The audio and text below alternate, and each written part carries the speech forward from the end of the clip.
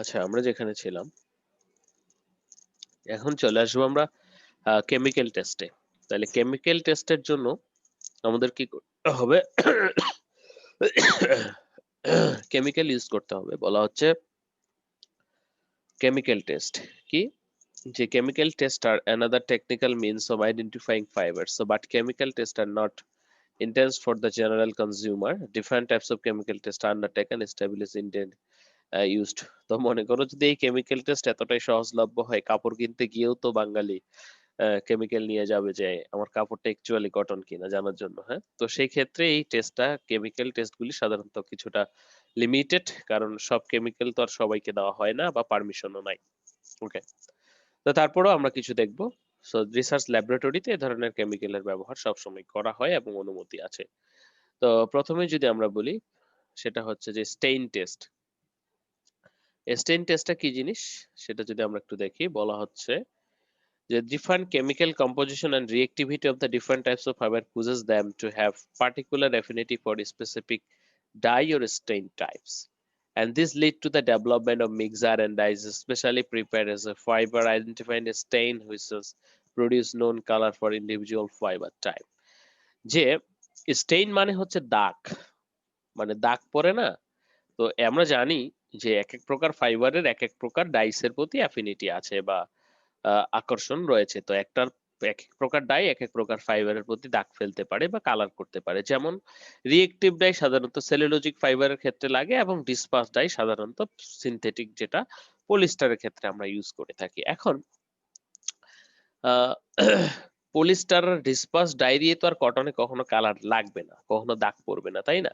তো এই ডাইসের উপর বা ডাইসের এফিনিটির স্পেশাল ফাইবার মানে স্পেসিফিক ফাইবারের প্রতি ডাইসের যে এফিনিটি সেটার উপর বেস করেও কিন্তু আমরা করতে পারি যে কোনটা কোন ধরনের ফাইবার সেটা বুঝতে পারি বা অ্যানালাইসিস করতে পারি। তো সেক্ষেত্রে আমরা যদি একটু দেখি, এখানে অল্প পরিসরে দেওয়া আছে, বৃহৎ পরিসরে আর অনেকগুলো রয়েছে। টেস্ট প্রসিডিউর বলা হচ্ছে a drop of zinc chloroiodide reagent is applied the fiber and cover with a cover slip to avoid the bubbles. মনে করো একটা পলিথিনের ভিতরে জিঙ্ক ক্লোরাইড সলিউশন নিয়েছি, তার ভিতরে ফাইবার গুলো ঢুকিয়েছি, তারপর বাবল গুলো চিপে চিপে তেঁতুলের আচার খাই না আমরা যেভাবে, ঠিক সেভাবে, অর্থাৎ ভিতরে যেন কোনো বাবল না থাকে। and after few minutes the sample staining observed under microscope. তারপর সেখান থেকে স্যাম্পল গুলি বের করে 5-10-15 মিনিট পর আমরা দেখব যে কি ধরনের কালার হয়েছে, অর্থাৎ জিঙ্ক ক্লোরাইডের এগেনিস্টে জিঙ্ক ক্লোরো আয়োডাইডের এগেনিস্টে আমার ফাইবারটা কি ধরনের রিঅ্যাকশন বা কি ধরনের কালার দিচ্ছে। তো প্রথমে যদি দেখি যে hemp, ramie and cotton stain violet, এটা সাধারণত ভায়োলেট স্টেইন পড়বে, মানে দাগ পড়বে ভায়োলেট রঙের। অ্যান্ড ফ্লাক্স স্টেইন ব্রাউনিশ, ফ্লাক্সের সাধারণত ব্রাউনিশ হবে, অ্যান্ড বা ব্রাউনিশ ভায়োলেট হবে, জুট ব্রাউন কালার হবে। ওকে, আর সিল্ক স্টেইন ইয়েলো ব্রাউন, এটা সাধারণত হবে যদি আমরা ফাইবার গুলিকে ক্লোরো আয়োডাইড দিয়ে ট্রিট করি বা চুবিয়ে রাখি, তাহলে এই কালার গুলো দিবে। এছাড়াও আমাদের স্পেশালি কিছু কিছু ডাই আছে যেটার বিভিন্ন, যেমন বেসিক ডাই কটনের ইয়ের প্রতি, জুটের প্রতি, ডিসপার্স ডাই পলিস্টারের প্রতি, তারপরে রিয়েক্টিভ ডাই কটনের প্রতি আকর্ষণ বোধ করে। সো এগুলো দিয়েও কিন্তু আমরা বুঝতে পারি, যদি রিয়েক্টিভ ডাই পলিস্টারে দেই তাহলে তো আর সেখানে ধরছে না, কোনো দাগ পড়ছে না। হুম, তাহলে এই যে ডাই স্টেইন অর্থাৎ দাগের উপর বেস করেও কিন্তু আমরা বুঝতে পারি যে এটা কিসের দাগ, কিভাবে হলো এবং কোন ধরনের ফাইবার হতে পারে। তো এখানে সিম্পল যে যেটা জিঙ্ক ক্লোরো আয়োডাইড রিএজেন্ট রয়েছে সেটা দিয়ে একটা দেখানো হলো। ওকে, তারপরে সলভেন্ট টেস্ট। আমাদের বিভিন্ন প্রকার সলভেন্ট রয়েছে যেটা দিয়ে, বা সলভেন্ট কেমিক্যালি, যেটা তো কেমিক্যালের আন্ডারেই পড়ে, তো বলবো। তো বলা হচ্ছে যে the test involves treating fibers in certain solvents for identifying them. The technical test is becoming difficult to conduct as most manufactured fibers and their blends are chemically similar. So there is no individual chemical or solvent test for separating or identifying the fibers in a combinations. So solvent এর ক্ষেত্রে wool, silk, sodium hypochlorite, silk, cellulosic, viscose. আমরা কি জানি? আমরা জানি যে cellulosic fibre অ্যাসিডে কি দুর্বল নাকি, বলো কিরকম অ্যাসিডে কি? ন্যাচারাল ফাইবার গুলোর উইক পয়েন্ট কি বলো তো? ডিসলভ হয়ে যায়, ড্যামেজ হয়ে যায় অ্যাসিডে, তাই না? প্রোটিন ফাইবার গুলো অ্যাসিডে ড্যামেজ হয়ে যায়। তো ফ্যাক্টরিতে আমরা যেটা সবচেয়ে বেশি করে থাকি সেটা হচ্ছে, নাম শুনবা তোমরা অনেক সময় ইন্টার্নশিপে গেলে, সেটা হচ্ছে যে কার্বনাইজিং। তো মনে করো তোমার কাছে সিভিসি মানে তো আমরা বুঝি, তাই না? সিভিসি মানে কি? Chief value cotton.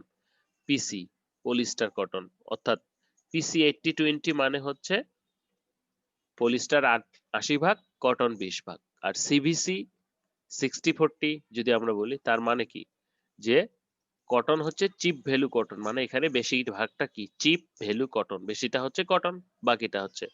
তো এখন তোমাকে একটা ফেব্রিক দেওয়া হলো, একটা বায়ার তোমাকে একটা ফেব্রিক দিয়েছে, এখান থেকে বলা হচ্ছে যে এবার তুমি ইয়ে করো, যে বের করো কোনটা কি, মানে এখানে এটার কম্পোজিশন কত, এখানে কত পার্সেন্ট পলিস্টার, কত পার্সেন্ট কটন রয়েছে, তুমি কিভাবে করবা?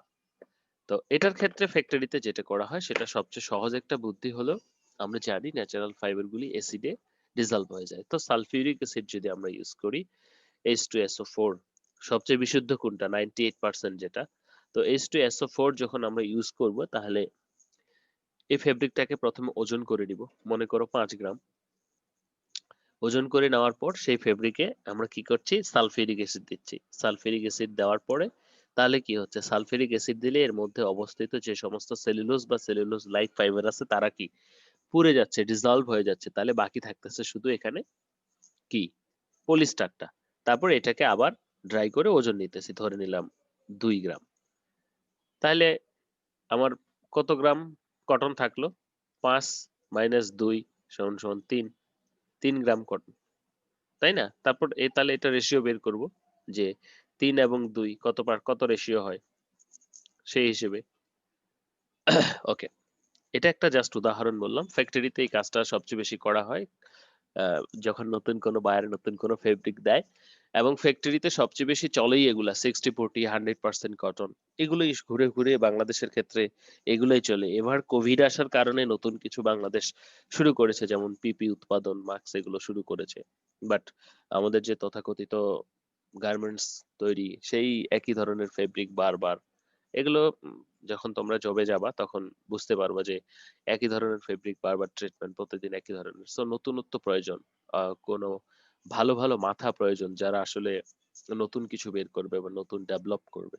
তো বাংলাদেশের ফ্যাক্টরিতে যে সমস্ত আর&ডি গুলো রয়েছে, সেই আর&ডি গুলোতে আসলে সেভাবে আর&ডি করা হয় না, তারা সাধারণত স্যাম্পল ডেলিভারি করে। আমি ছিলাম 1.5 বছর, ওই একই ঘটনা। অ্যাকচুয়াল যেটা আর&ডি, যে আর&ডি বলতে যেটা বোঝায় রিসার্চ এন্ড ডেভেলপমেন্ট, যে আমরা ফ্যাক্টরিতে যাব, ফ্যাক্টরির নতুন নতুন ডিজাইন করবে, নতুন নতুন সমস্যার সমাধান করবে বা নতুন ডেভেলপমেন্ট করবে। তো এই ধরনের ডেভেলপমেন্ট গুলি সাধারণত কম হয়ে থাকে, কারণ ফ্যাক্টরি তো বুঝতেই পারছো যে সব সময় তাদের টার্গেট ওরিয়েন্টেড, বেনিফিট না হলে হবে না। তো সেই ক্ষেত্রে বাংলাদেশের যে রিসার্চ ইউনিভার্সিটি গুলো, বলবো যে সেভাবে রিসার্চ করা হয় না এখন পর্যন্ত, বা হলেও খুবই কম। এবং সেই ক্ষেত্রে বেসরকারি ভাবে যে ধরনের কোনো রিসার্চ হাব থাকবে এরকমটাও কিন্তু নাই, যে অ্যাকচুয়ালি বাইরের কান্ট্রিতে যেগুলো হয়, প্রফেসরদের বাইরের যে ইন্ডাস্ট্রি গুলো রয়েছে, বা এরা ফান্ডিং দেয় সাধারণত, যে ভাই আমার ফ্যাক্টরিতে এই সমস্যা, আমার এই সমস্যাটা সমাধান করে দেন। তো প্রফেসর তখন তার স্টুডেন্ট বা তারা নিয়ে কাজ করে, কাজ করে সেই সমস্যাটা সমাধান করে দেয়। কিন্তু বাংলাদেশের ক্ষেত্রে এই প্রচলনটা এখনো শুরু হয়নি, বা এই মাপের এখনো বা এই মানের আমরা এখনো হয়ে উঠতে পারিনি, বা ফ্যাক্টরি গুলো এখনো যারা রিসার্চ করে বা এই ধরনের ইনস্টিটিউট বা ইউনিভার্সিটি গুলোর পিছনে টাকা ঢালছে না বা ইনভেস্ট করছে না।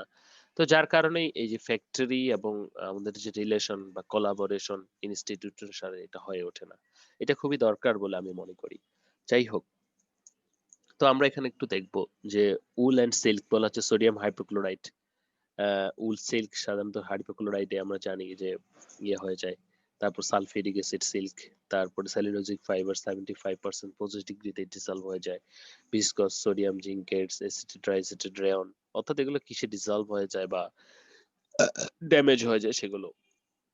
লাইলন, দেখো তোমার কিন্তু পলিস্টারও ড্যামেজ হয়, বা পলিস্টারও কিন্তু ডিসলভ করা যায়, যেমন মেটাক্রিসল, হ্যাঁ, তারপর হচ্ছে মেটাক্সাইলিন, এগুলো দিয়ে আমরা এই ফাইবার গুলোকে ড্যামেজ করতে পারি, বা এই ফাইবারগুলি যদি এই সমস্ত ইয়েতে দেওয়ার পর ডিসলভ হয়ে যায়, চলে যায়, তাহলে আমরা বুঝবো যে এটা এই ফাইবার।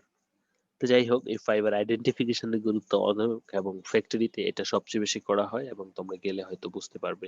বার্ন টেস্টও মাঝে মাঝে করা হয়, তবে সবচেয়ে বেশি যেটা করা হয় সেটা দিস কেমিক্যাল টেস্ট। ওকে, তারপরে যদি আমরা বলি মেল্টিং পয়েন্ট ডিটারমিনেশন।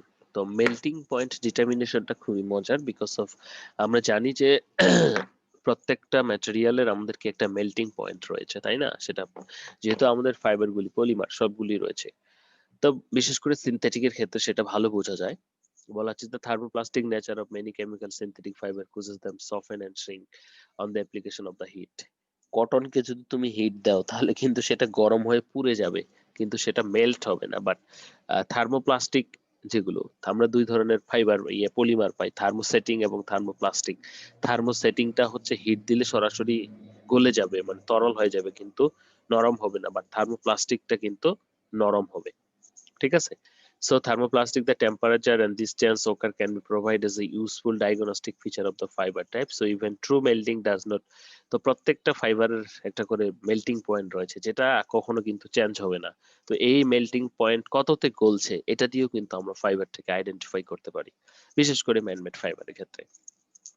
যেমন খুবই এক্সাম্পল যদি আমরা বলি, পলিস্টারের ক্ষেত্রে 252 থেকে 260 ডিগ্রি সেন্টিগ্রেড টেম্পারেচার, এই 252 থেকে 260 ডিগ্রি সেন্টিগ্রেড টেম্পারেচার হচ্ছে মেল্টিং পয়েন্ট। পলিস্টারের টিজি, অর্থাৎ আমরা এগুলোর সাথে বোধহয় পরিচিত, টিজি, টিসি, টিপি, পরিচিত না? এগুলো পড়েছো তোমরা জি স্যার। ইয়েতে পলিমার সায়েন্সে পড়েছো।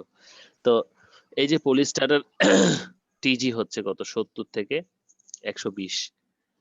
হ্যাঁ, তো আমরা এখানে কিন্তু ডাইং করে থাকি, 130-এ ডাইং করে থাকি। 250 বা 52 উঠলে তো গলেই যাবে। তো 250-52 তো শুধু পলিস্টারই গলবে, অন্য কিছু গলবে না। বা এর নিচে হলে তাহলে ওগুলো গলে যাবে। কততে গলতেছে সেটা দিয়ে কিন্তু আমরা বুঝতে পারি। যেমন সেলুলোজ, পলিইথিলিন, পলিপ্রপিলিন, নাইলন 6, হ্যাঁ, ডিসকালারেশন হয়ে যাবে nylon 6 does not melt but decompose with discoloration, এক নানো মোডাক্রাইলিক। তারপর chlorofibre, cellulose triacetate, diacetate, aramid does not melt, decompose and discoloration। Aramid fibre হচ্ছে সবচেয়ে শক্তিশালী ফাইবার। অ্যারামিড ফাইবার সম্পর্কে বোধহয় পড়েছো তোমরা, যে যেটা বুলেট প্রুফ আর্ম অর্থাৎ জ্যাকেট বা এগুলো তৈরিতে ব্যবহৃত হয়। ওকে, তাহলে প্রত্যেকটা ফাইবারের একটা নির্দিষ্ট মেল্টিং পয়েন্ট রয়েছে, সেই মেল্টিং পয়েন্টটা আইডেন্টিফাই করেও কিন্তু আমরা বুঝতে পারি যে এটা কি ধরনের ফাইবার রয়েছে। ওকে, রিফ্রাক্টিভ ইন্ডেক্স। তো এই রিফ্রাক্টিভ ইন্ডেক্স বলা হচ্ছে স্যাম্প রিফ্রাক্টিভ ইন্ডেক্সটা কি? আমরা যখন মাছ ধরি, তো উপর থেকে খোঁচা দিয়ে কখনো মাছ ধরেছো, বা উপর থেকে বর্ষা দিয়ে কখনো মাছ ধরেছো? তো আমরা ফিজিক্সে পড়েছি যে মাছ কি সাধারণত মানে যেখানে দেখি সেখানে থাকে না, একটু বাঁকা করে থাকে, তাই না? তো এই ধরনের রিফ্রাক্টিভ ইন্ডেক্স মেজারমেন্টটা হচ্ছে যে আমরা আমাদের যে ফাইবার গুলো রয়েছে প্রত্যেকটা ফাইবারকে এই ধরনের সলিউশনে চুবাবো, এবং সলিউশনে চুবিয়ে আমরা তাদের রিফ্রাক্টিভ ইন্ডেক্সটা মাপবো। তো এক একটা ফাইবারের রিফ্রাক্টিভ ইন্ডেক্স সাধারণত এক এক রকমের। তো সেটা থেকেও কিন্তু আমরা করতে পারি। তো এই ক্ষেত্রে আমরা বিভিন্ন কালার ইউজ করা যেতে পারে, ফাইবারে পোলারাইজেশন করা যেতে পারে, করে কিন্তু আমরা বের করতে পারি যে এটা রিফ্রাক্টিভ ইন্ডেক্সটা কিরকম, বা রিফ্রাক্টিভ ইন্ডেক্স মেজারমেন্ট করেও কিন্তু বের করা যায়। আমরা চ্যাপ্টারের শেষের দিকে চলে এসেছি। শেষে যদি বলি যে ডেনসিটি মেজারমেন্ট, তো প্রত্যেকটা ফাইবারের, প্রত্যেকটা বস্তুর তো একটা স্পেসিফিক ডেনসিটি রয়েছে। তো এই ক্ষেত্রে আমাদের এটারও কিন্তু প্রত্যেকটা পলিমারের, প্রত্যেকটা ফাইবারের কিন্তু স্পেসিফিক ডেনসিটি রয়েছে, সেটা থেকেও কিন্তু আমরা আইডেন্টিফাই করতে পারি যেটা আসলে কি। তো যেমন বলা হচ্ছে polymer of which fibre made from different densities that can be use and diagnostic test values may range from below 0.1.0 centimetre per cube. Polyolefin এর ক্ষেত্রে আমরা দেখছি 0.25 gram centimetre cube for glass fibre, এটা হচ্ছে পলি অলিফিনের ক্ষেত্রে। ওকে, ডেনসিটি, ঘনত্ব তো আমরা বুঝি, ডেনসিটি পানির ঘনত্ব আর মধুর ঘনত্ব। হ্যাঁ, okay, so the simplest from the density gradient column is made which is consist. তো এরকম গ্রেডিয়েন্ট কলাম ইউজ করে আমরা সাধারণত বের করি। তাহলে ডেনসিটি মেজার করেও কিন্তু প্রত্যেকটা ফাইবারের কোন ধরনের ফাইবার বা কি ফাইবার সেটা কিন্তু আইডেন্টিফাই করা যায়। বিশেষ করে মেল্টিং পয়েন্ট, ডেনসিটি, এগুলো কিন্তু প্রত্যেকটা ফাইবারের জন্য কি বলবো আমরা যে মানে ইউনিক বলবো, যে ওরকমটা আর হবে না।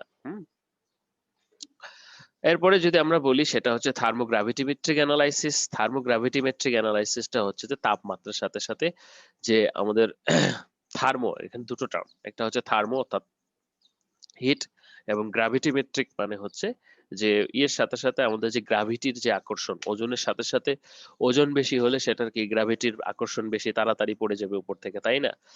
যদিও আমরা ওই সোনার পাত রূপার কি পালকের পরীক্ষা পড়েছি, যে যখন থাকবে না, কিন্তু যতক্ষণ পর্যন্ত অভিকর্ষ থাকবে ততক্ষণ পর্যন্ত কি যে বস্তুটার ভর বেশি হবে সেটাই সাধারণত আগে পড়বে, তাই না?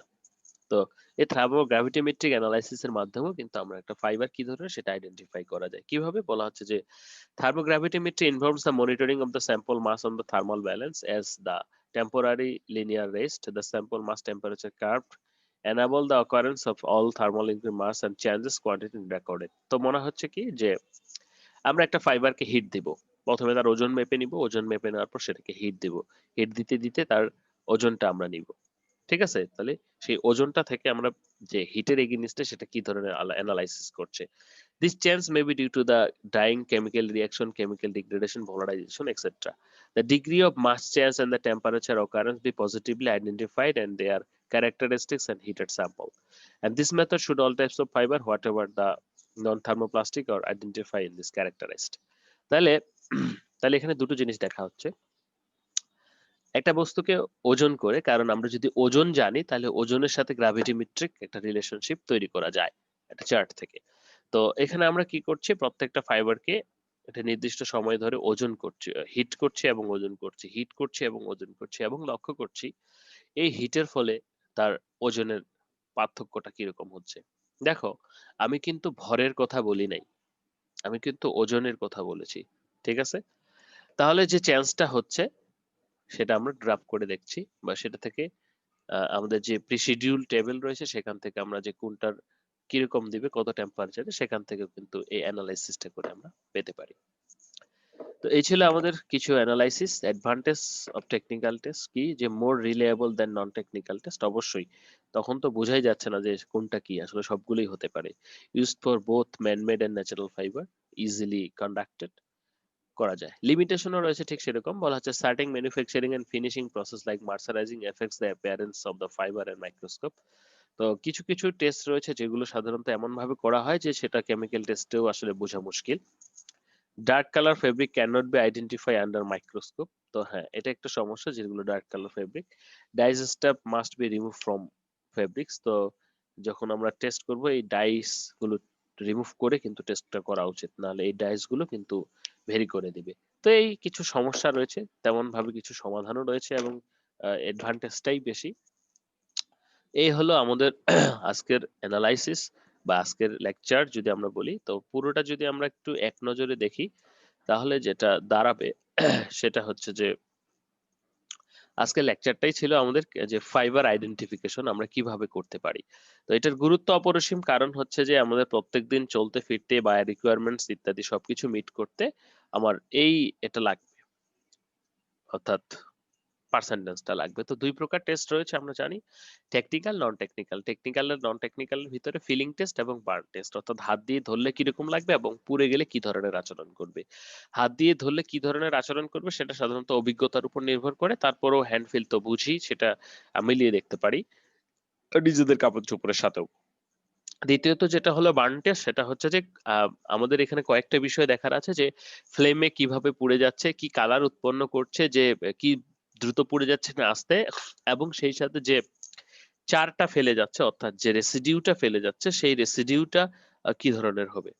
ওকে, তারপরে বলা হচ্ছে যে মাইক্রোস্কোপিক টেস্টের ভিতরে প্রত্যেকটা ফাইবারের স্ট্রাকচার এবং ক্রস সেকশনাল ভিউ ভিন্ন ভিন্ন, তাই সেই মাইক্রোস্কোপের আন্ডারে আমরা প্রত্যেকটা ফাইবারের স্ট্রাকচার এবং ক্রস সেকশনাল ভিউ গুলো দেখে আইডেন্টিফাই করতে পারি। কেমিক্যাল টেস্ট বলা হচ্ছে ডাইসের এগেইনস্টে দাগ পড়বে কিনা, এবং একই সাথে বিভিন্ন প্রকার সলভেন্ট রয়েছে বা কেমিক্যাল রয়েছে যেটাতে সে ডিজলভ হয় যে এক ধরনের প্রপার্টি শো করে বা ডিজলভ হয়ে যায় সেই ধরনের কেমিক্যাল দিয়ে করতে পারি। ফ্যাক্টরিতে সবচেয়ে বেশি সলভেন্ট টেস্টটা করা হয় শুধুমাত্র কার্বনাইজিং এর ক্ষেত্রে। কার্বনাইজিং বলতে বোঝাচ্ছে কটন বা পলিস্টার ফেব্রিক, এই ধরনের ফেব্রিককে আইডেন্টিফাই করার জন্য। তুমি যদি একটা ফেব্রিক, এক টুকরা কটন, 100% কটন নিয়ে সেখানে সালফিউরিক অ্যাসিড ঢেলে দাও, তাহলে দেখবে যে সেটা আর কিছু নেই, একবারে হয়ে গেছে, পুড়ে গেছে। অথচ তুমি যদি পলিস্টারে দাও তাহলে কিন্তু সেটা পুড়বে না, এ ধরনের। ওকে, তারপরে melting determination. Melting point is much more important for every polymeric fibre. Refractive index রয়েছে, থার্মো ডেন্সিটি রয়েছে, এটাও ইউনিক, প্রত্যেকটা ডেন্সিটি এক এক রকম। থার্মোগ্রাভিটিমেট্রিক অ্যানালাইসিস, অর্থাৎ হিটের সাথে সাথে যে গ্রাভিটির সাথে ভরের যে সম্পর্ক, ওজন যেটা চেঞ্জ হচ্ছে সেটা। So advantage, disadvantage, limitations, and this is finished today for. So now if any question, then please